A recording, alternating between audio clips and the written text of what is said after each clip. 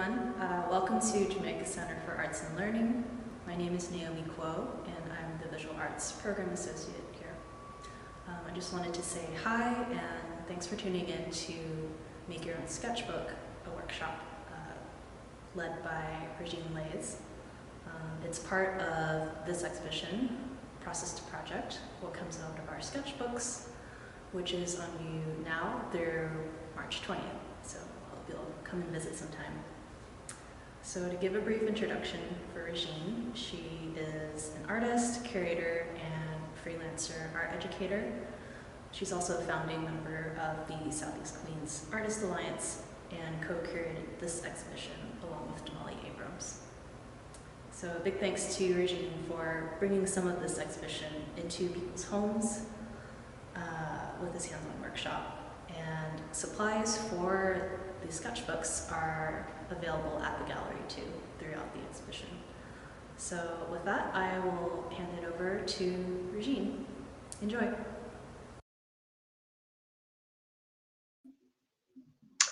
Good afternoon, everyone. I'm Rejin Leys. Thank you to Naomi for that introduction. We're just going to jump right in. I am the co-curator of the Process to Project exhibition, which is a collaboration between JCAL and the Southeast Queens Artist Alliance. But this workshop is not only for artists, or even only for people who like to draw. Anyone can keep a sketchbook as a place to exercise your creativity or develop your ideas or jot down your ideas. Or just to have fun. It's a low pressure activity. You don't have to have a goal. You don't have to know why you're doing it. Open a sketchbook and see what happens.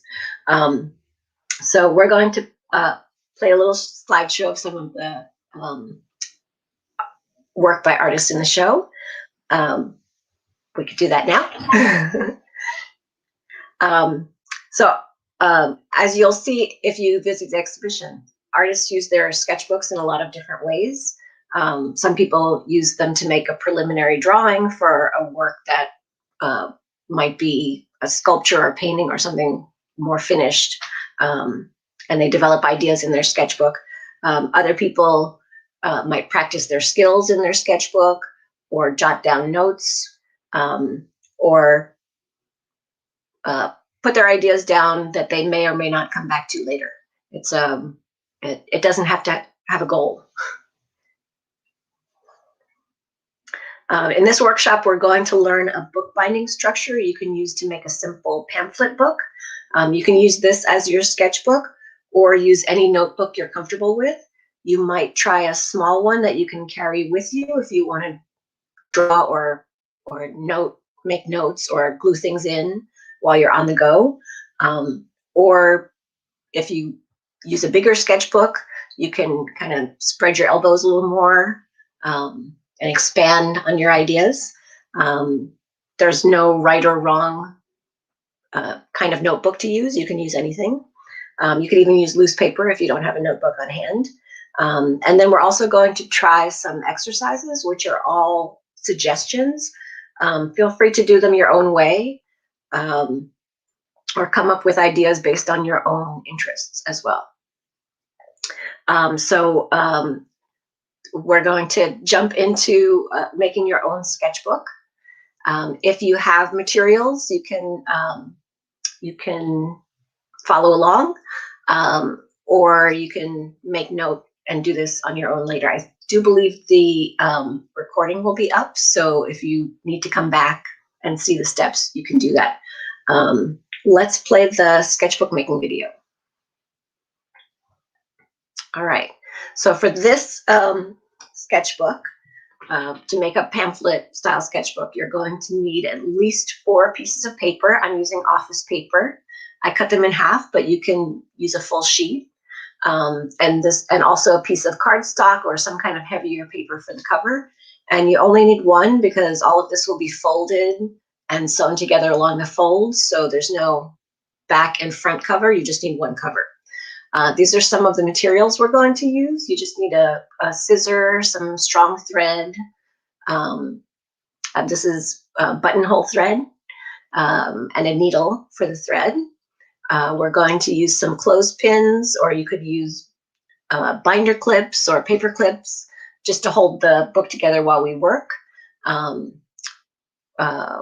This is called a pin tool because we're going to make some holes in the fold or in the spine of the book, but you can use a push pin or whatever you have handy. This is called a bone folder. We're going to use it to make the folds in our book nice and crisp and sharp. But you can also use your fingers or the back of a spoon or the handle of your scissor. You don't need the specialized tools.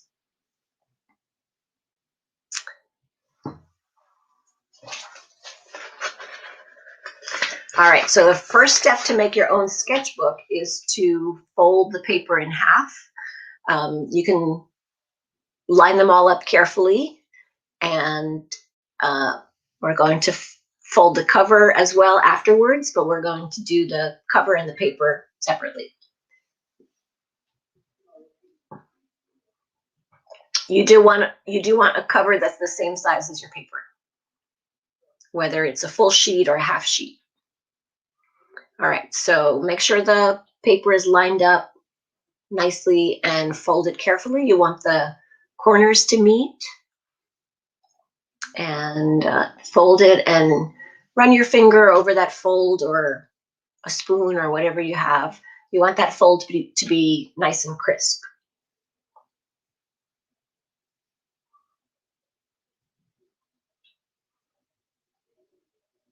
There you go. You could use anything for this. All right. You're going to fold the cover the same way.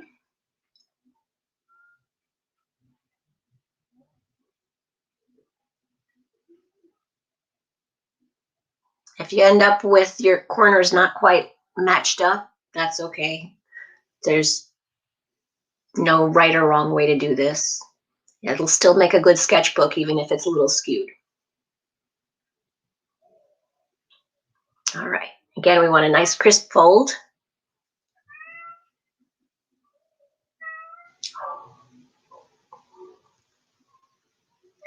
And you want to put the folded inside pages right in the cover, fold to fold, so they open in the same direction.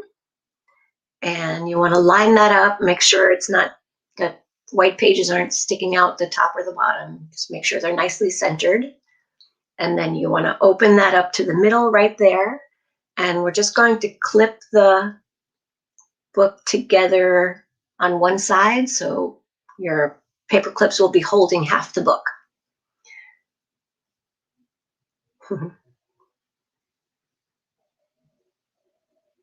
I'm using office paper, but you can use any kind of paper that you have handy. All right, take your clothespins or book clips or whatever you have. If we clip the pages together, they won't move around, and we want to keep them lined up so that our the holes that we poke will be in the right place.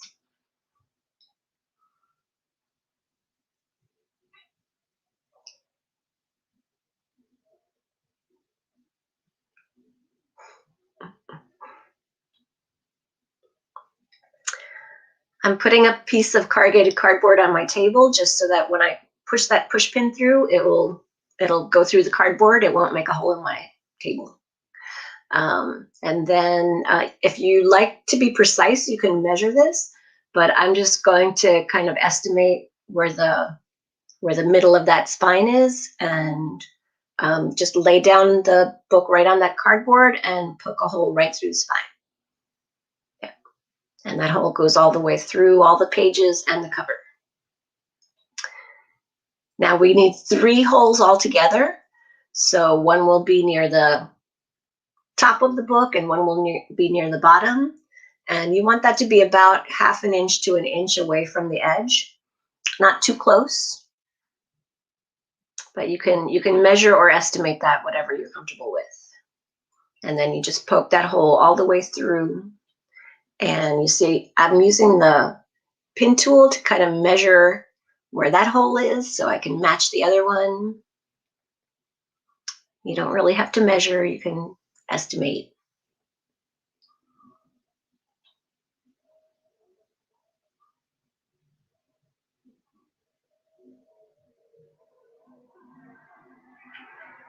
All right. You can actually have any odd number of holes to sew up the spine of the book. You can do 5, you can do 7. It's maybe a little more decorative if you have more holes, but it's also more complicated. So we're just going to start off with 3. Now you want to take your thread. You need a piece of thread that's 2 times the length of the spine. So you see, I'm just kind of using the spine to measure out enough thread. If you have 2 times the length of the spine, then you can be sure that your thread, you won't run out of thread. It'll be long enough that you'll have enough to tie up at the end. All right. And then you're going to thread that needle, and don't make a knot at the end. If you know how to sew, you might be used to making a knot at the end of your thread. We don't want to do that. I'm just going to clip the end of that thread under the clothespin so it won't pull through while I'm working. All right, now the first stitch is in that center hole. So from the inside of the book, you're just going to hold the book in one hand, and with your other hand, you're going to make that first stitch right in the center hole.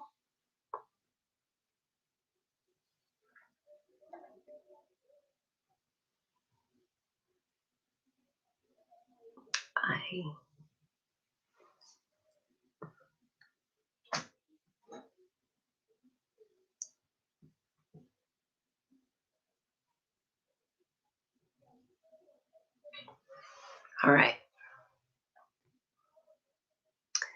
Now, the second stitch is either of the other holes. It doesn't make a difference. From the cover side now, you're going to go right back into the middle of the book. So that is the second stitch. Now we're skipping the middle and going to the opposite end.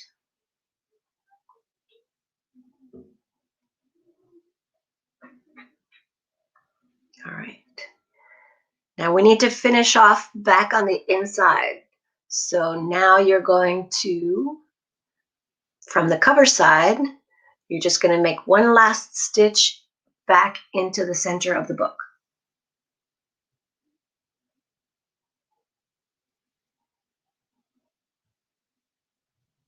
There you go. That's your last stitch, so you don't need the needle again. We're going to tie the 2 ends together now, and then we'll be done. But you want those 2 ends to wrap around that vertical part of the thread. That way your knot won't kind of fall out through the hole as the book gets worn out. So I slipped my thread back underneath that piece, and now I'm pulling it a little taut. You don't want your book to be floppy, so gently pull the thread, and then you're going to make a few knots. You don't want it to unravel, so make 2 or 3 knots.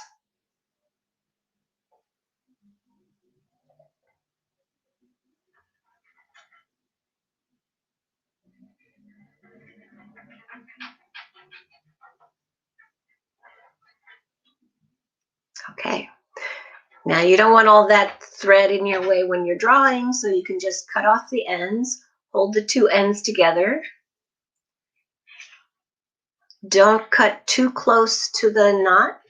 Again, it might unravel if you do that, so leave about a 1/4 inch or so and cut the 2 ends together so they're the same length. And you're done. You can take off that clip. That is a nice mini sketchbook. You could put that in your pocket, take it with you if you want to draw outside or make notes. And you can add more pages. I did this one with 4 pages, but you can add up to 8 pages.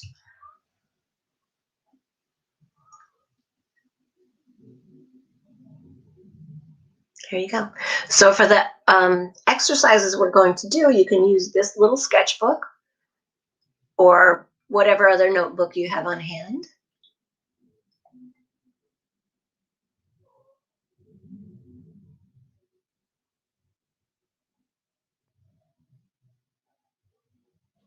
All right.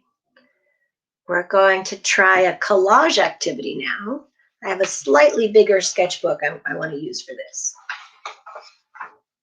Or, yes. So for this, we're going to just need a scissor and some glue and some colored paper. And I gathered a bunch of colored paper from a catalog that I found in recycling. You might collect some scraps of fabric or colored office paper or whatever you find handy. I'm kind of cutting these carefully because I don't want the figure or like the faces and other things in the catalog. I just want shapes of color. So you can see I'm kind of cutting along the contours and taking just pieces of color and pieces of pattern.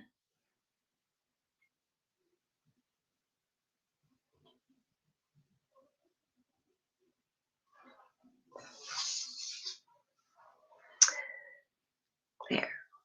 And you can mix different things too. You can have some paper from magazines, some fabric, just construction paper, whatever you can find, and mix it together. And then once you have it, you don't have to decide what you're going to make right away. You can kind of play with them almost like you would play with blocks in kindergarten, right? You'd make something and then you put them back. So try sorting them and seeing what you have and playing with the shapes a little. You can kind of pick out like all the shapes in a related color.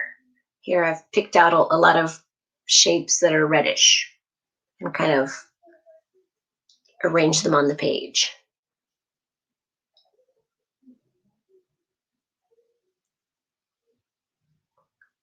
Or maybe you can sort them by size and pick out all the small shapes or all the kind of rectangular shapes or whatever sorting, organizing method makes sense to you. I'm not really making a picture. I'm just kind of playing with the shapes and seeing what I have. I might stack them up. A bunch of my shapes have patterns, so maybe I can take a bunch of the patterns and see how they look together. Since I'm not making an outfit, so I don't have to worry about clashing. All the patterns might look interesting together on my paper.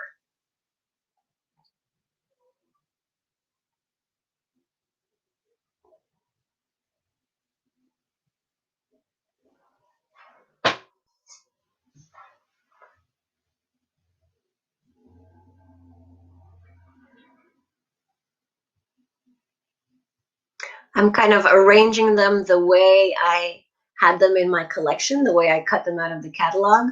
But you can also, maybe this composition seems to need something circular. So maybe you could cut out a circle from one of your shapes. They also, they don't need to be side by side. They can go on top of each other or they can overlap each other. They can be spread out. They don't need to be touching.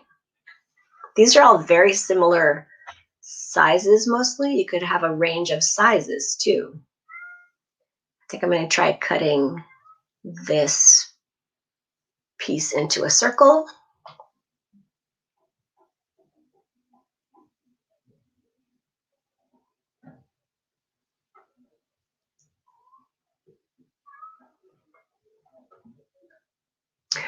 If you come up with an arrangement that you like, you could use glue or a glue stick and start gluing the pieces down.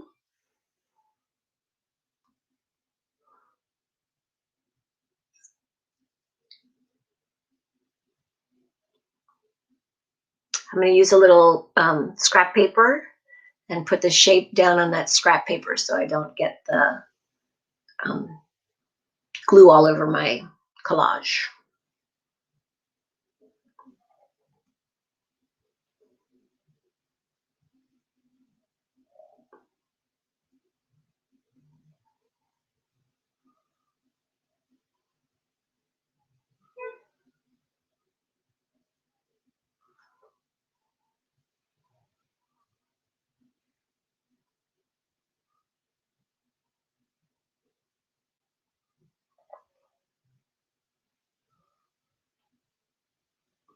Even now that I've started gluing things down, I could decide to make some changes. Maybe I want to spread things out a little. Maybe things have shifted while I worked and a new arrangement seems more interesting. Remember, there's no right or wrong way. You can keep playing with these even after you started gluing down.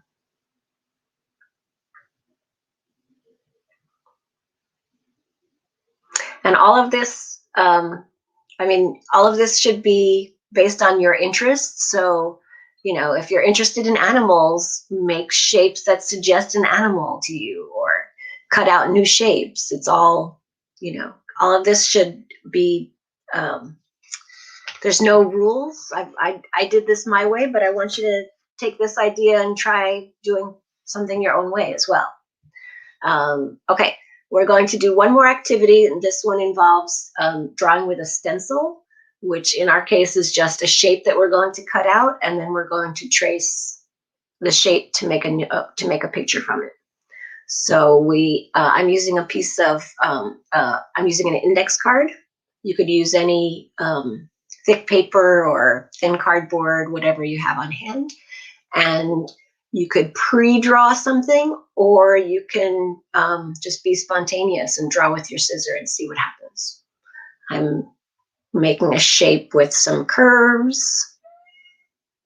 You don't want to do this too small because it's harder to work with. Oh, my shape kind of looks like a flame. Maybe you'll make a shape and then it'll suggest something to you. But it's okay if it's just an abstract shape as well. All right. So now we're going to open our sketchbook to a fresh page, and just decide where on your page you want to start. It could be near the middle or at the bottom, you decide. And then you're going to put your stencil down and then just trace right around that shape.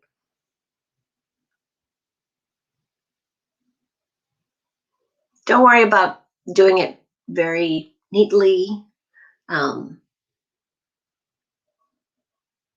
You can just relax and let it come out the way it comes out. All right, so now we have a first shape for our composition or our drawing. And now you can think about where the next shape will go. They can overlap. You can slide that shape around until you find a good place to make the second one. You can even flip it over. And when you know where you want the next shape to go, just start tracing.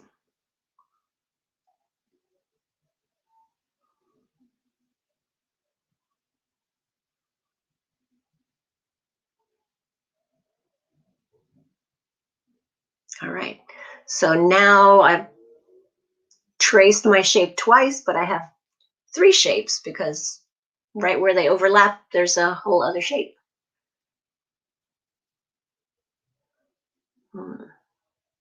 So you can make just some decisions now. Do you want to keep flipping it over,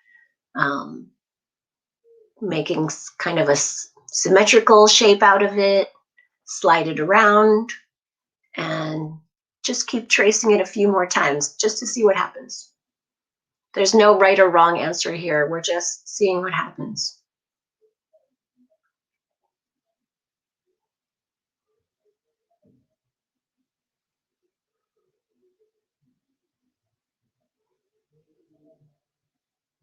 I like how every time you do this, you make interesting new shapes in between the shapes. and something unexpected often happens.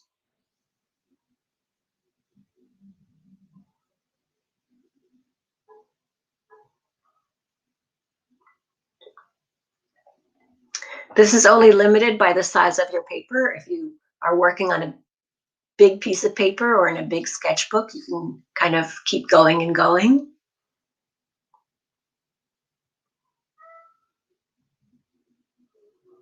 And it's up to you how crowded you want it to be. You can have a lot of space in there, or you can trace it so many times that you can't even tell where one shape ends anymore. It's all up to you. You could stop there, or you could, maybe this is a good place to introduce some color into your design. And you don't have to plan that. You can just play with colors and see what happens. I'm using some watercolors, but you could also do this with colored pencils or crayons or markers or whatever you enjoy working with. And just pick a shape and start coloring.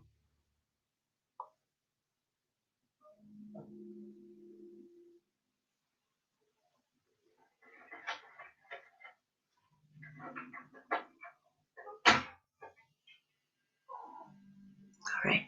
You don't have to worry about staying in the lines. Remember, no one is grading this. Your sketchbook is just a place for you to do whatever you feel like it.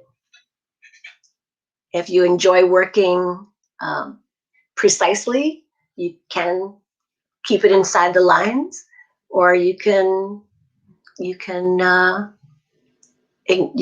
ignore the lines at this point and put the color where you want it.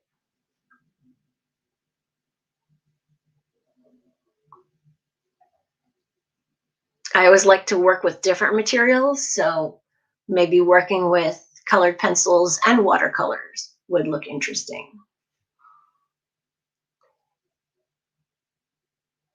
You can limit this to one color or keep adding colors. There's really no rules. All of the exercises that I suggested everything is just suggestions. If your interest takes you in a different direction, that's great. Or if you enjoy this exercise, you can do 10 of them and see what happens. Maybe by the 10th one, it'll be, you'll start getting new ideas. So there's really no rules. Your sketchbook is just a place where you can do whatever you feel like it.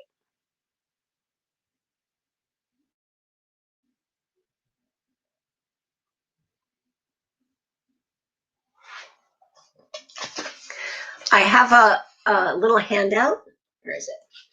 I made a little handout, which I put on the, I think it might go on the JCAL website at some point. I put it in my Instagram, so you can kind of download it from there if you're on Instagram.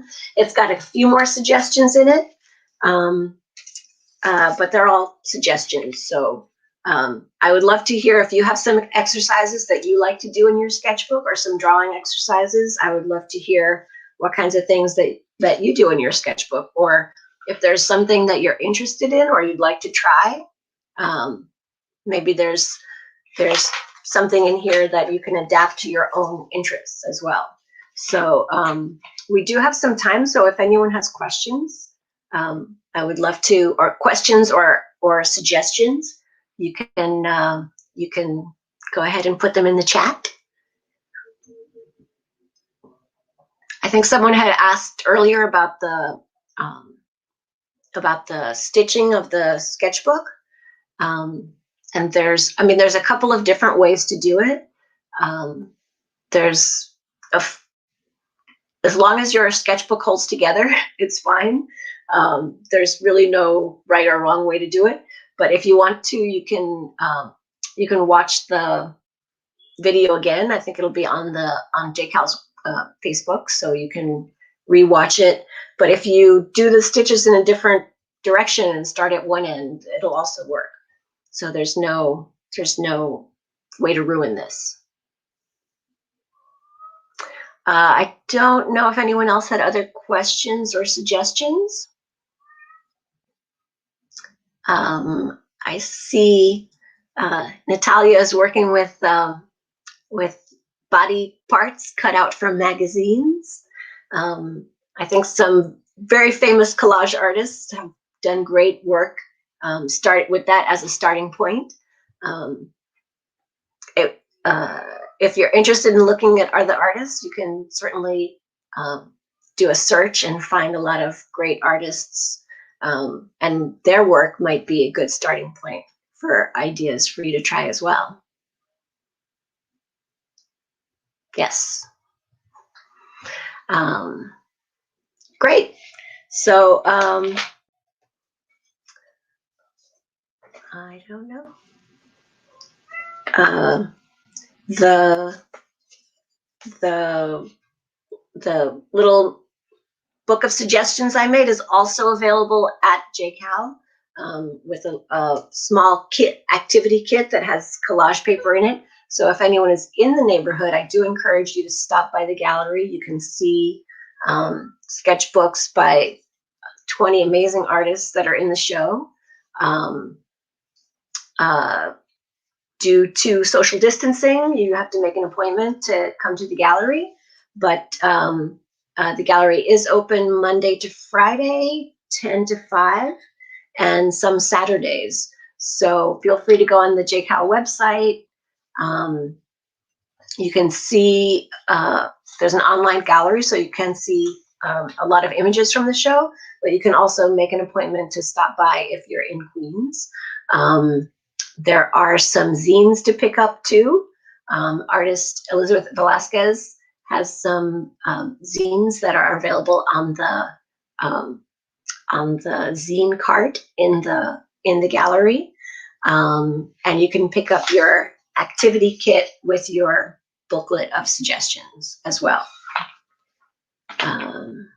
Yes, and the link to visit the gallery is in the chat. Also, we are having an artist talk on March 20th, facilitated by my co-curator Jamali Abrams and myself. So you can also find the information for that at the same link, and it'll be announced, of course. So, but save the date, March 20th. We hope you'll come to that too.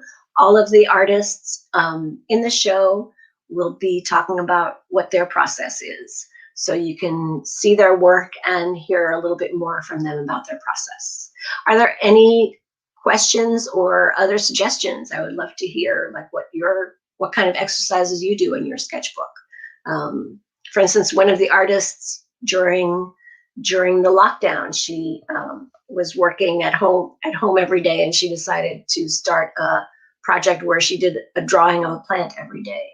Like a drawing a day project is something you could do in your sketchbook if you like to draw a plant if that's your interest, or if you like cars, draw a car every day, or make a collage of a car.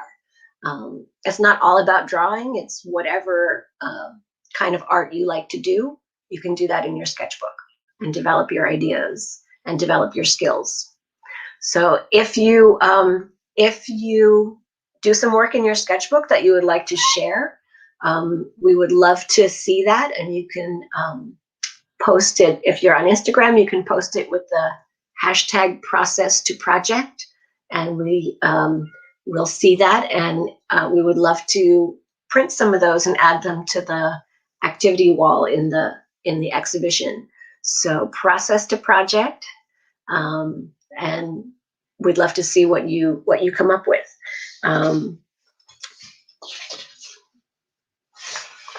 Yep. So do come see the exhibition, and I hope to see you again for the artist talk. Oh, we do have a suggestion. Do you hear my cat? My cat is locked out of the room. She doesn't like it. If you don't have, oh yes, you can recycle. So if you don't have an index card, you can use the cardboard from your cereal box or pasta box or whatever. Raid that recycling bin. There's a lot of good resources in there. colored office paper, junk mail. Sometimes junk mail, you get stickers and fun things in the junk mail. So feel free to cut all that up and put that in your work. That is a very good suggestion. You don't really have to buy a lot of stuff. A lot of the, even the supplies I used a lot of them are household things. A lot of, we're surrounded by paper. So if you dig through that recycling bin, you might find some interesting things. Wrapping paper, right? Wrapping paper comes in beautiful patterns, and it's hard to get rid of it when you open that gift, right? So you can cut that up and put that in your collage as well. Rubbings. Okay, a rubbing is one of the suggestions in the booklet is to collect things that have textures. So let me look around and see if I have anything that has a texture. Of course, I don't see anything. Something like sometimes in your package, they'll use some corrugated paper as packing material, right? It's like the bumpy inside of corrugated cardboard.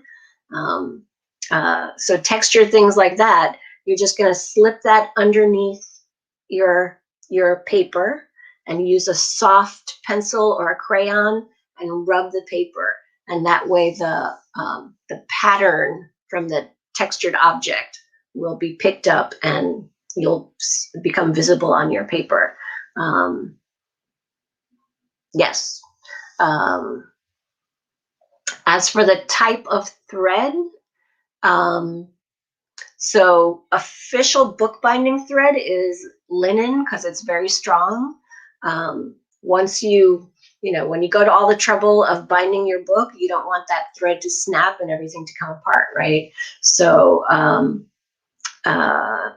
bookbinders use a very strong linen thread, but I have found that if you go to the fabric store and ask for buttonhole thread, the thread that they sew a button on with is also very strong. So it's a little stronger than your average sewing thread. So buttonhole thread works very well, and it comes in nice colors. So you can kind of coordinate your color of your thread with the color of your cover. It's just another place to play and make something decorative. Coffee sleeves. Coffee sleeves have great textures. I'm trying to think of coffee sleeves. Oh, from if you buy your coffee at the coffee shop and they put something on there because the coffee is hot. Yeah, like that kind of bumpy paper, right? And in your recycling bin, you'll probably find some more like screens and meshes from the hardware store. Chicken wire. Traditionally, I know people used to go to cemeteries with thin paper and crayon and make rubbings of the tombstones. So think of anything that has a texture like that, a relief, sculpture, anything textural. You can use cotton yarn. You can use cotton yarn, embroidery thread thickness. Embroidery thread also comes in great colors, so you can try that. You can use yarn. You would just kind of make a bigger hole and use a bigger needle, but you can really do this with anything. Whatever you have available is the right thing. The only thing I wouldn't use is regular sewing thread because it's a lot weaker and eventually it could snap and your book will fall apart. But yarn, embroidery thread, and buttonhole thread are all great.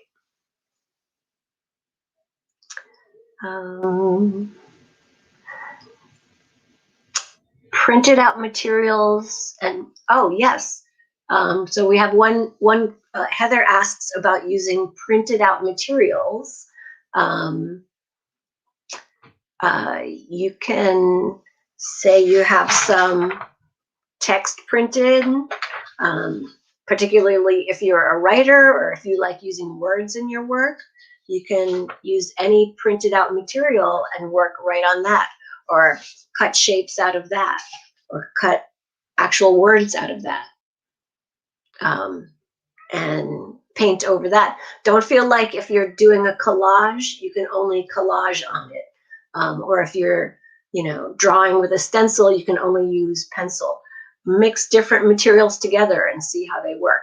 You're kind of working like a mad scientist, right? Artists are, where you're not all about following the rules. You're trying something new and seeing what happens.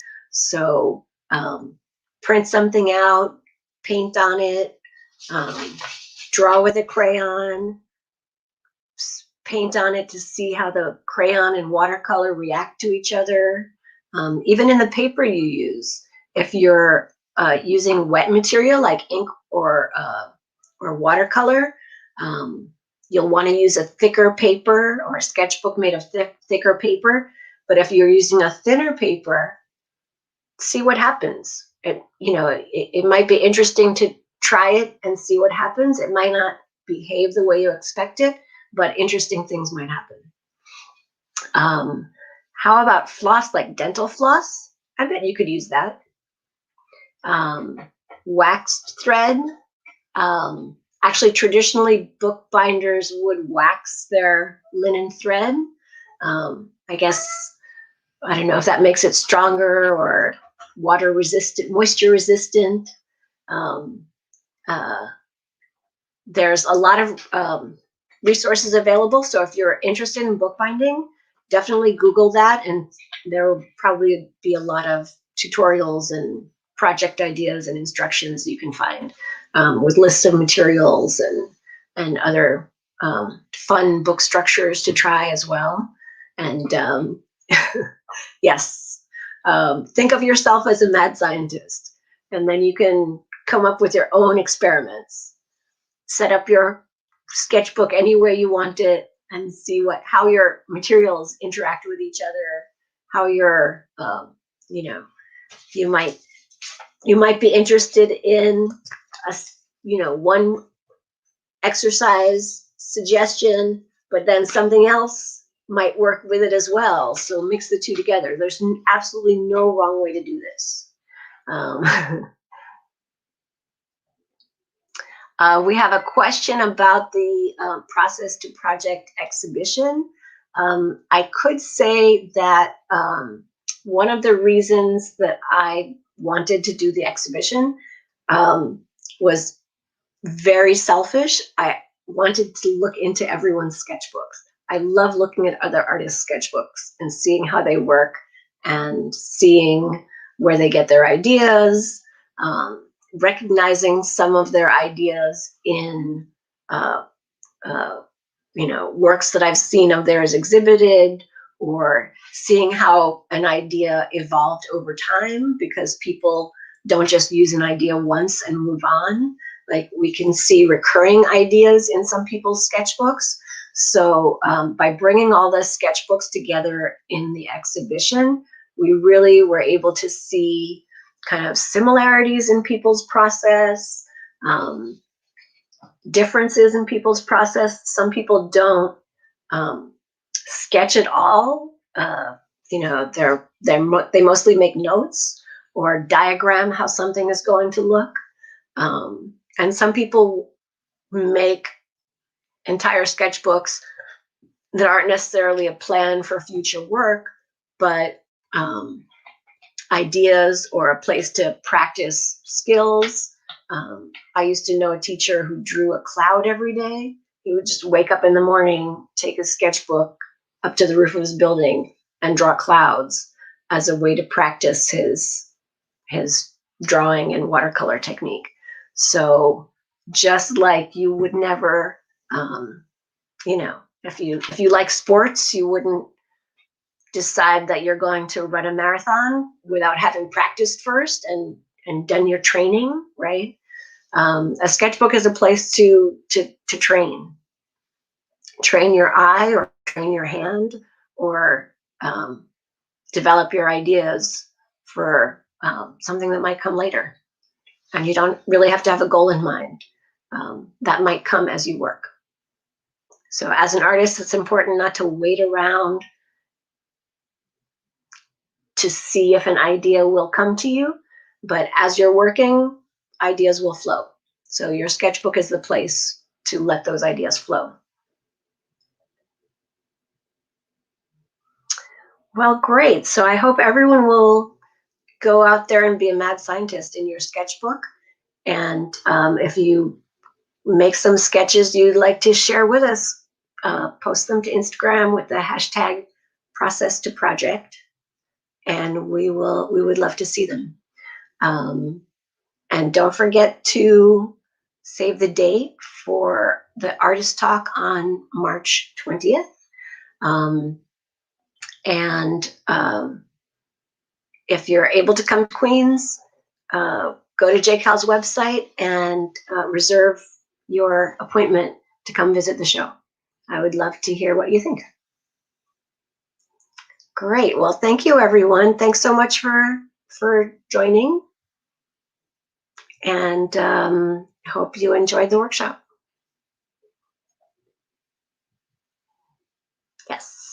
Yes, there's the hashtag. And yep. All right. Thank you, everyone.